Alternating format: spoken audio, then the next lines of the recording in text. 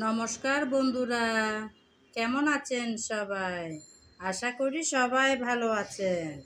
আজকে একটা খুব সিম্পল কিন্তু মজাদার, বাচ্চাদের তো অতি প্রিয় একটা রেসিপি আপনাদের সামনে নিয়ে চলে আসলাম। এতক্ষণ নিশ্চয়ই বুঝে গেছেন কি রেসিপি নিয়ে আমি আপনাদের সামনে আসলাম। হ্যাঁ বন্ধুরা, আমি আসলাম আলু ভর্তার রেসিপি নিয়ে। চলুন তাহলে দেখে নেওয়া যাক এই মজাদার রেসিপি আমি কিভাবে করলাম।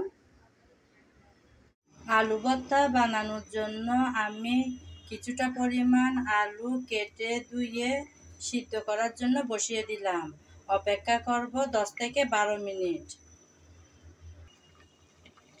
10-12 মিনিট পর আলু সিদ্ধ হয়ে আসলো।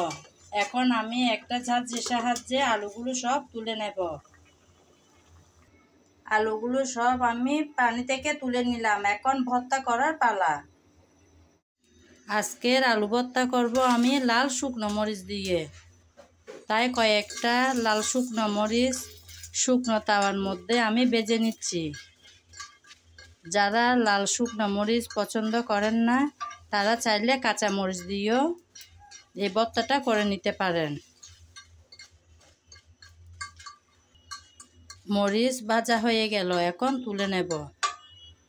মরিচ আমি ভেজে তুলে নিলাম। ভর্তার জন্য মরিচ ভেজে নিলাম।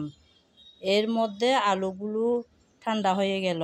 এখন আমি আলুর খোসা ছাড়িয়ে নিচ্ছি।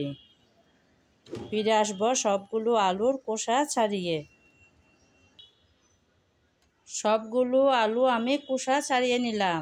এখন হাত দিয়ে চটকিয়ে নেব।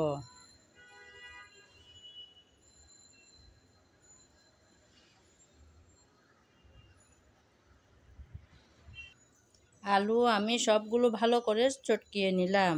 এখন চটকানো আলুগুলো একটা সাইডে সরিয়ে রাখলাম।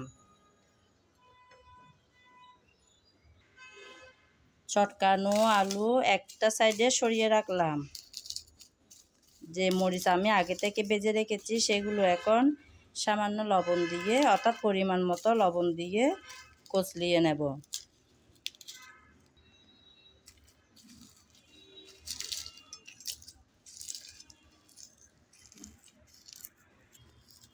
মরিচ আমি ভালো করে চটকিয়ে নিলাম। এখন কিছুটা পেঁয়াজ কুচি করে রেখেছি, সেগুলো মরিচের সাথে একসাথে মিশিয়ে আমি চটকিয়ে নেব। এখন আমি পেঁয়াজ আর মরিচে সরষের তেল দেব।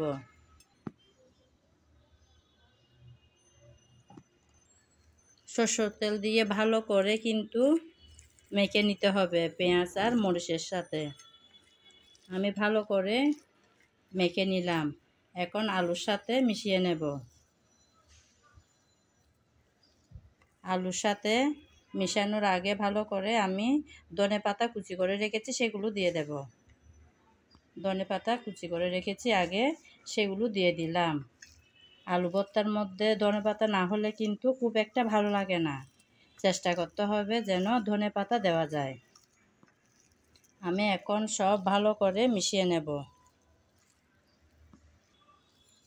বন্ধুরা, রেডি হয়ে গেল আমার মজাদার সেই আলু ভর্তা।